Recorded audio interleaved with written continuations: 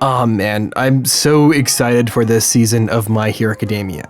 This season is finally taking off, and I'm stoked to see the development of the new characters like Tamaki and Miorio. I'm kidding, God, I got over 1,000 comments in my last video correcting me. I'm sorry, I know it's actually pronounced Mario. Either way, as much as I love these newer characters, especially Tamaki with that last episode, one of my favorite characters from Class 1A has always been Kirishima, and I don't think I'm alone in this.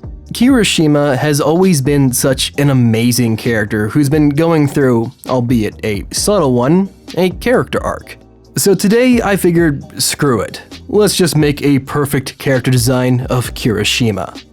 For those of you who are new to this series, since I haven't uploaded one in a while, it's actually pretty simple. Basically, in this video, we're going to talk first about the design of the character's personality and his arc, along with some cool notes on his physical character design. So let us begin.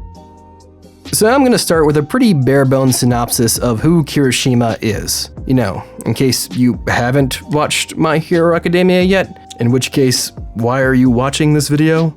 Either way, Kirishima's quirk is hardening. Basically, he can harden the exterior of his body. He also seems to have enhanced strength from this ability as well, considering he's capable of punching through walls.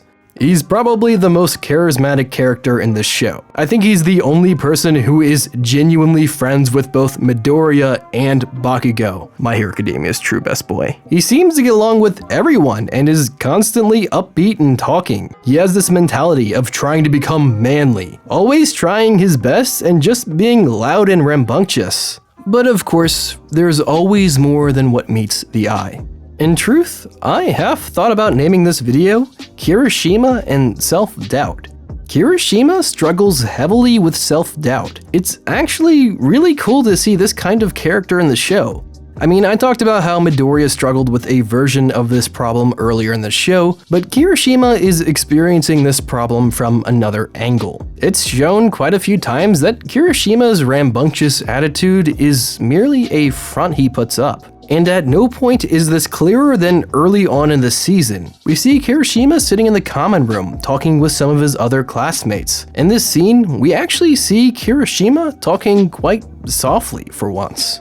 He begins confessing that thanks to his own quirk, he is incapable of any mid-range or long-range attacks, and also lacks any form of mobility. Then he says something particularly suspicious. He says that he's already mediocre, and once they become pros, that gap between them will just keep expanding. Luckily, best boy Bakugo chimes in and reminds him of his slogan, and that is being an unwavering horse. And it puts that conversation to an end. But I think this scene is what finally reveals Kirishima's lack of confidence. In essence, it's pretty simple. Kirishima thinks his quirk is bad and assumes that he'll never become a great hero. I think another subtle jab at this idea has to be at the sports festival arc. Tetsu is another character that ends up being Kirishima's rival. Funnily enough, they have almost the exact same quirk, and you can tell that Kirishima is actually quite bothered by this. I mean, there's even small signs in Season 1 that I totally overlooked until Taser Lad said something. Once again, it's Kirishima talking about how nice it must be to have an augment-based quirk, and how his quirk is pretty basic and weak in a lot of situations. Like I said, this was all done in the background, but it makes a major impact on Episode 5 of Season 4.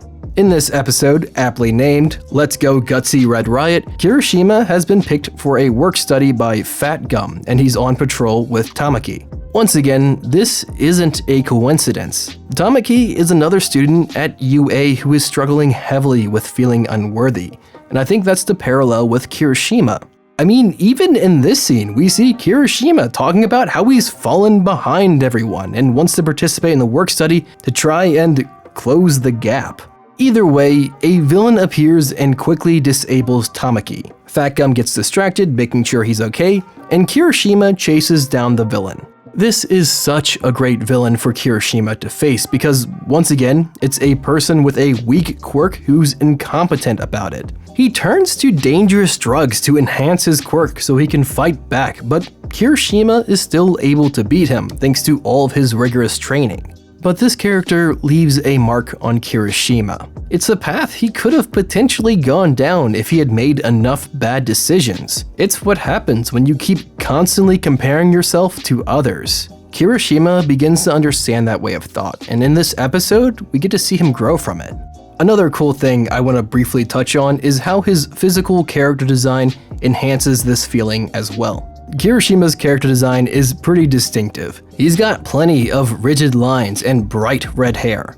However, that hasn't always been the case. A good reference is in his flashback. We can see that before he joined UA, his hair used to not be spiked, and I presume not even be red. It's a black and white scene, that's why I can't tell. We can tell from his flashback that he used to not be this crazy outgoing guy. That this change in his personality is very recent, most likely caused from whatever occurred in that flashback. So, with his change in his personality from someone who was quiet to someone who was over the top, they also changed his character design.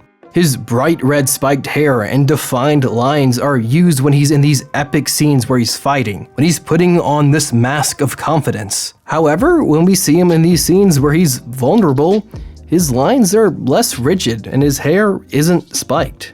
These subtle changes to his physical appearance help us see what kind of headspace Kirishima is in. I mean, let's look at when he went full hero in his fight against the villain. Look at how harsh his lines are drawn. I mean, that's even ignoring how much his physical appearance changes as well. But when you contrast this fight scene with when he's talking about his weaknesses, the differences in design become obvious.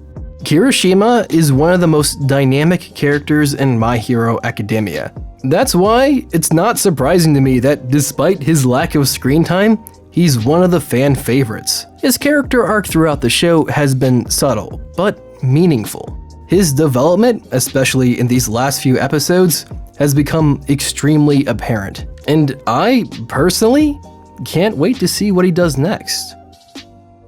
Thank you guys so much for watching.